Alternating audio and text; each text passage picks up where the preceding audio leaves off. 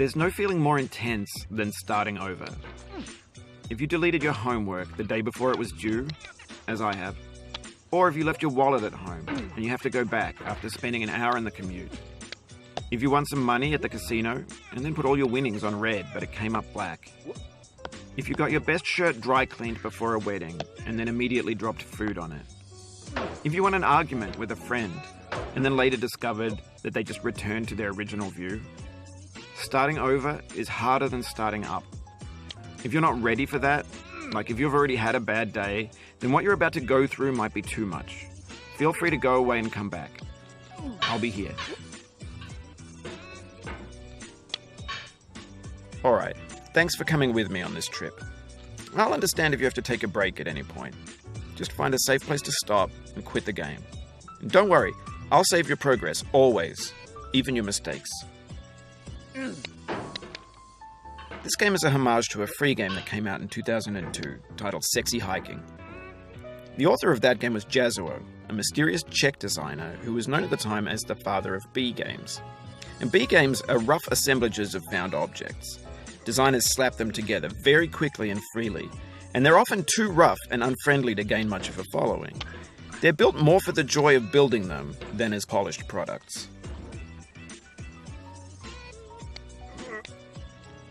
In a certain way, Sexy Hiking is the perfect embodiment of a B game. It's built almost entirely out of found and recycled parts, and it's one of the most unusual and unfriendly games of its time. In it, your task is simply to drag yourself up a mountain with a hammer.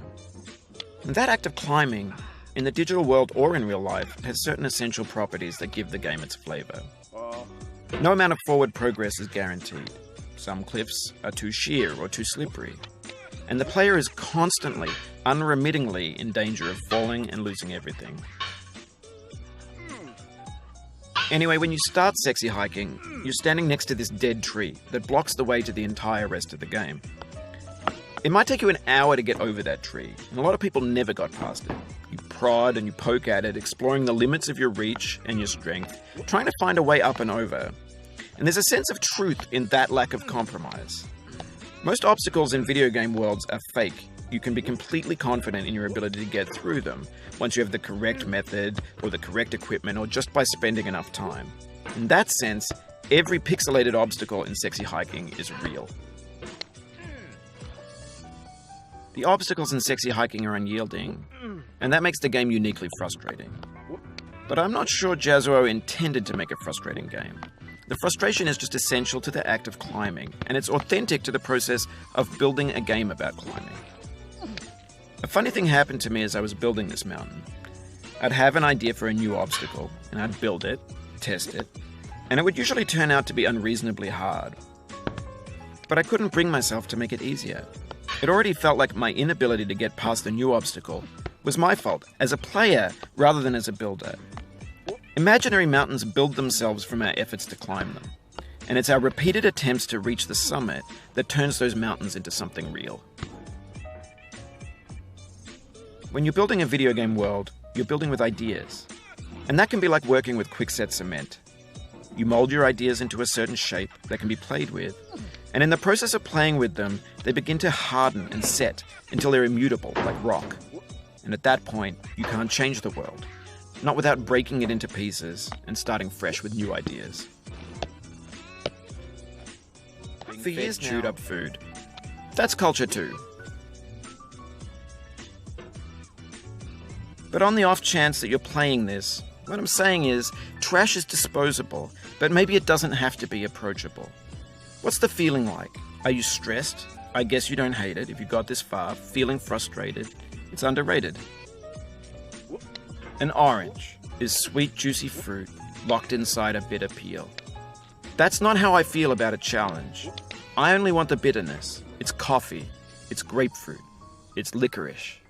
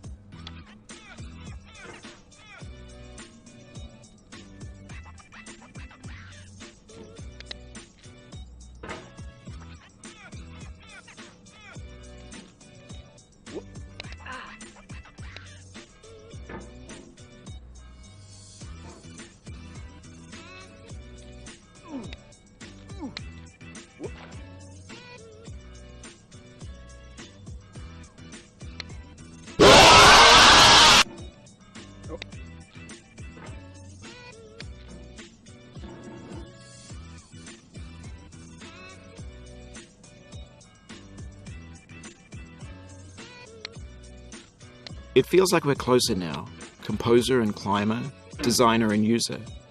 You could have refused, but you didn't. There was something in you that was hidden, that chose to continue.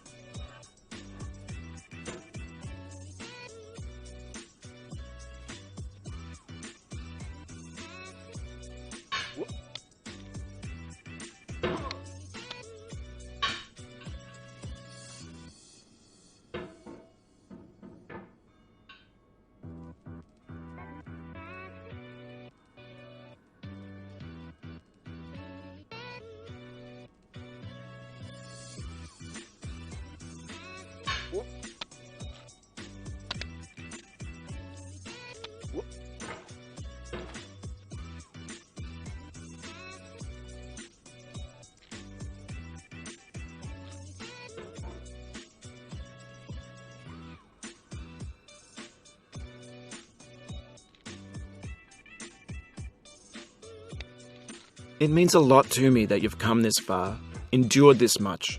Every wisecrack, every insensitivity, every setback you've forgiven me is a kingly gift that you've given me.